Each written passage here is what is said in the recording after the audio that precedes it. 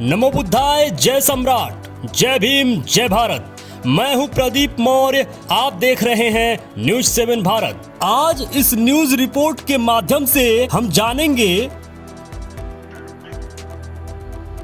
आसाम का कामाख्या मंदिर वास्तव में सम्राट अशोक का बनवाया हुआ बौद्ध विहार है।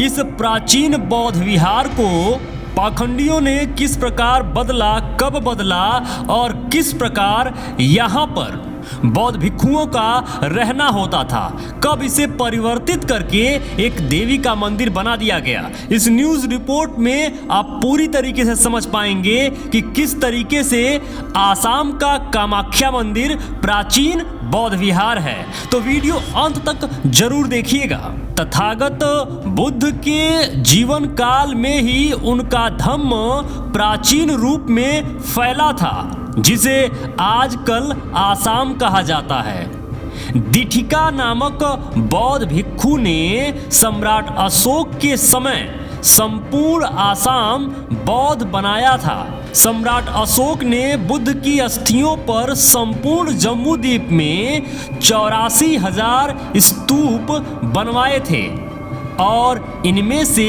एक आसाम में भी बनवाया था, जिसे आजकल कामाख्या मंदिर के नाम से लोग पहचानते हैं। 16वीं सदी के इतिहासकार बौद्ध लामा तारानाथ भी बताते हैं कि कामाख्या मंदिर प्राचीन बौद्ध विहार था और बुद्ध की अस्थियों पर बनवाया गया था। यह विस्तृत तरीके से आप पढ़ सकते हैं और जान सकते हैं तारानाथ की पुस्तक history of Buddhism in India और डी चट्टोपाध्याय जो लिखे थे 1990 में पृष्ठ संख्या 47 पर। तीसरी सदी के बौद्ध विद्वान आर्य सूर्य ने भी अपने ग्रंथ साधनामाला में लिखा है कि वज्रयान बौद्ध धर्म के 4 प्रमुख पीठ हैं और उसमें से एक कामाख्या बौद्ध पीठ है। वज्रयान तो आप लोग जानते ही होंगे। जैसे भारत में जब बुद्ध धम्म था तो उस समय एक तो जो मूल था जिसको हीयान कहा जाता है, जिसको थेरवाद भी कहा जाता है, और थेरवाद से बना महायान, महायान से बना वज्रयान। तो वज्रयान का यह जो मंदिर था, मतलब वज्रयान का यह जो बौद्ध विहार था, वही कामाख्या मंदिर है। साधनामाला के पृष्ठ संख्या 744 और 45 पर यह विस्तृत तरीके से आप पढ़ सकते हैं और जान सकते हैं। आसाम में 12वीं सदी तक बुद्ध धम्म कायम था और बौद्ध धर्मी पाल सम्राटों के अभिलेख भी आसाम से मिले हैं। पूरा पाल साम्राज्य, पाल वंश बुद्धमय था और पाल साम्राज्य के सम्राट भी बौद्ध थे।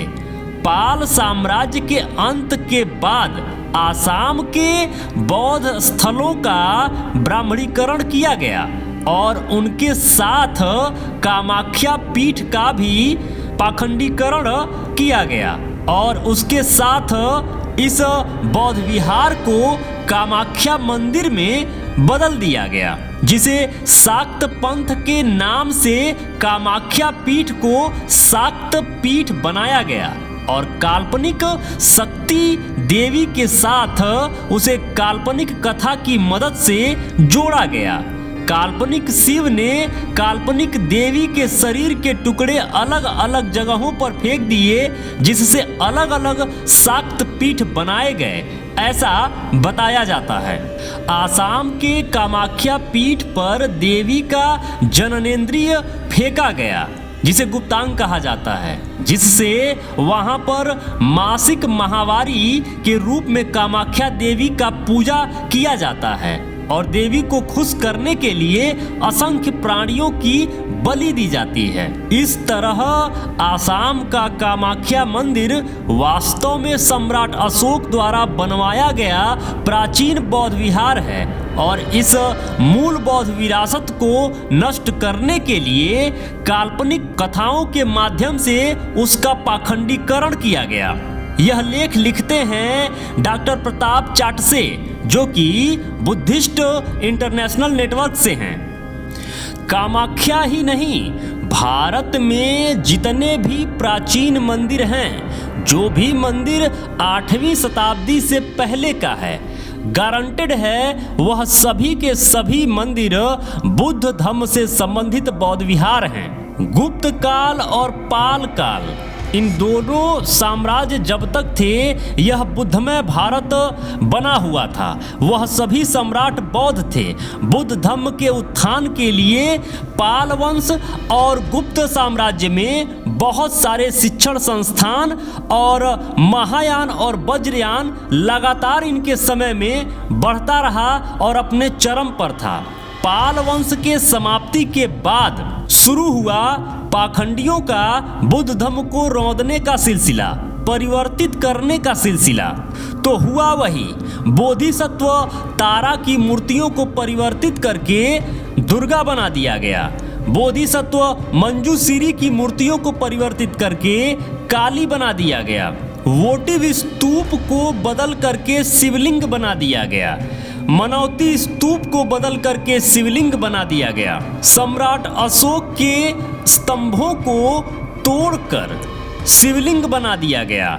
आज भी बहुत सारे स्थानों पर आप देखेंगे तो शिवलिंग जो है ना, वह एक्चुअल में सम्राट अशोक का स्तंभ है, जिसका प्रमाण बहुत सारी जगहों पर हम कई वीडियो में दिखा चुके हैं। बौद्ध विरासत को परिवर्तित करने का सिलसिला, बदलने का सिलसिला तब से चल रहा है, जो आज भी जारी है। आज भी बहुत सारी जगहों पे आप देख पाएंगे कि बौद्ध विरासतों को बदलकर उनके ऊपर चुनरी, माला और अनेक चीज़ों से ढककर यह पाखंडी अपना धंधा चला रहे हैं। पाखंडियों से ज़्यादा कसूर भारत के उन बौद्धों का है, उन मूल निवासियों का है, जो जानना नहीं चाहते, जो समझना नहीं चाहते और जो जानने और समझने के बाद अपनाना नहीं चाहते। ऐसे मूर्खों के वजह से ही भारत पाखंडियों के हाथ में आ गया और पाखंडियों ने इस देश को खूब लूटा, खूब परिवर्तित किया। आज भी समय है, यदि भारत के बौद्ध और भारत के मूल निवासी जाग जाएं तो वह अपनी विरासत को भी संरक्षित कर सकते हैं, देश की शासन सत्ता को भी हाथ में ले सकते हैं। और मूल निवासियों में, बौद्धों में, उन श्रमण संस्कृति के लोगों में इतनी ताकत है कि भारत को फिर से विश्व गुरु भारत, विश्व विजेता भारत, अखंड भारत बना सकते हैं। इसके लिए जगना होगा, जगाना होगा। मैं अपने हिस्से का कार्य कर रहा हूं। कम से कम आप इस वीडियो को शेयर करके, जितना अधिक से अधिक हो सके शेयर करिए, ताकि उन मित्रों तक यह बात पता चल सके, सच्चाई पता चल सके, भारत का असल इतिहास वो जान सकें कि भारत का एक्चुअल इतिहास क्या है। तो निवेदन है, जितना अधिक से अधिक हो सके इस वीडियो को शेयर जरूर करिएगा। मेरे मित्रों, यदि आप चाहते हैं कि हम और हमारी टीम इसी तरीके से रिसर्च करते रहें, इसी तरीके से आपके लिए कंटेंट बनाते रहें, तो प्लीज निवेदन है, डोनेशन जरूर करें। स्कैनर स्क्रीन पर लगा हुआ है, स्कैन करके डोनेशन जरूर करें। जो भी मित्र अभी तक इस चैनल को सब्सक्राइब नहीं किए हैं, प्लीज निवेदन है, अभी के अभी चैनल को सब्सक्राइब कर लीजिए। लाइक करके हमारा उत्साह जरूर बढ़ाया करिए। कमेंट बॉक्स में जरूर लिखा करिए कि ये वीडियो आपको कैसा लगा।